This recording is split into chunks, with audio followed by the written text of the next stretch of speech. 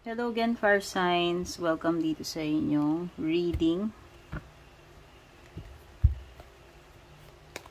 Ito yung gabay ninyo for March 24 hanggang 25.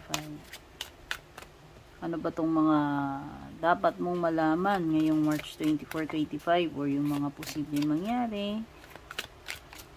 Fire signs, Aries, Leo, Sagittarius. Don't forget to like, share, follow, subscribe. And thank you sa lahat ng mga viewers natin here and abroad, sa mga laging nanonood, sumusuporta. Maraming salamat and shout out sa ating YouTube channel members and yung mga nag-avail ng subscription sa ating Facebook page, pati na rin yung mga nag-avail ng personal reading services natin. Meron pa rin tayong ongoing promo. So, mag-PM lang kayo dun sa aking Facebook page kung balak nyong kasi meron tayong 50% off promo. PM na lang kayo dun.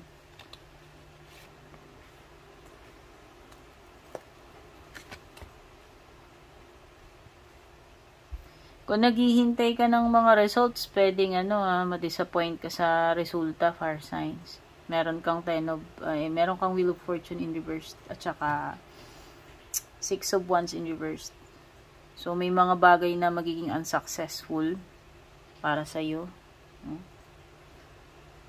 At kung naghihintay ka ng improvements, wala rin maganda. Walang magandang balita dito. Walang magandang improvement. Actually, it could be a change for the worse, no? Kasi baliktad yung Wheel of Fortune mo. Either may magandang pagbabago or hindi magandang pagbabago. Yun yung ibig sabihin niyang Wheel of Fortune.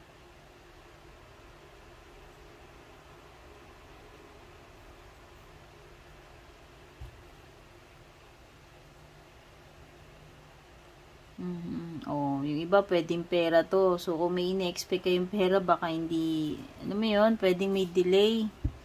Or pwedeng iba magkaroon kayong problema sa pera. Ayan. Kapusin sa budget, no?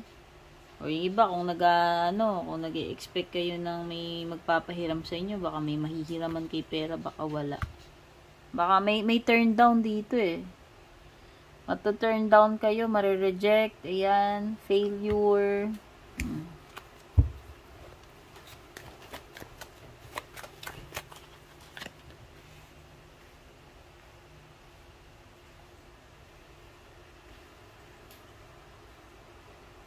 No, yung iba may tendency magpadalos-dalos, no?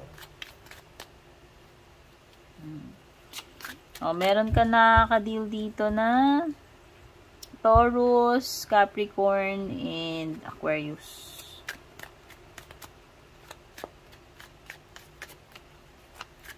Kailangan mabilis ka mag-isip, fire signs. Ayan, mabilis dapat yung reflexes mo, yung mabilis. Kumbaga, dapat alisto ka. Yan, alisto. May mga matters dito na parang kailangan mong bigyan ng action agad or asikasuhin agad with the Knight of Swords. Okay. Pwede ka rin maka-encounter ng pwedeng iba nahaharas kayo sa mga deadline, yung tipong nararush, no? Parang minamadali kayo.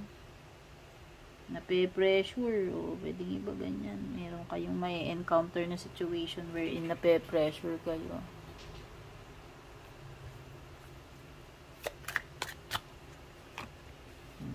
Meron ding Magician card. Action talaga importante fire signs yan sinasabi ng Knight of Swords mo and Magician. Hindi ka pwedeng magpatumpik-tumpik dito, di pwedeng di alisto. O dapat maagap ka, dapat mabilis kang makaisip ng ng solution sa problem mo. Diba? Parang alam mo yung mga times na bigla na lang bumabaha, ang bilis na ng pag-angat ng tubig, yun dapat mabilis ka mag-isip, no? Ayan. So, medyo mahirap yan, no? Syempre.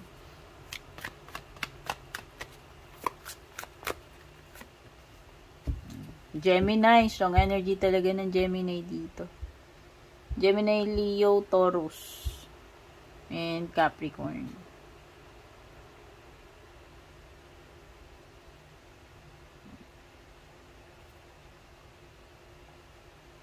Huwag ka maging pessimistic, fire signs. Dapat always think positive. Kaya mo yan. Huwag ka mapanghihinaan ng loob. No, minsan itong mga iniisip mo na negative, ito lalo yung nagbibigay sa iyo ng malas eh. The more na nega yung pag-iisip mo, the more na yun yung na-attract mong outcome. No? So, may mga restrictions dito. Pwedeng iba sa inyo. May mga situation na parang wala kayong magagawa. Or no choice. Pwedeng iba, limited yung resources ninyo. Hindi kayo makakilos kasi wala kayong pera. Or hindi nyo magawa yung gusto ninyo. Parang napipigilan kayo. Or may pumipigil sa inyo. Ano pa? Basta, may mga negative thoughts dito. Pwedeng iba napiplague kayo na itong mga negative thoughts ninyo. Mga nega na iniisip niyo, naapektuhan kayo lalo niyan. Okay, yung iba parang natrap kayo sa isang situation na stuck, no? Eight of Swords. So, ibig sabihin, kailangan yung gumawa ng paraan, ng way out dito sa ganitong sitwasyon. Ikaw rin naman ikaw rin naman ng gagawa ng paraan para makaalis ka dyan. Kumbaga, nasa sayo din yung susi. Dito. Fire signs, no?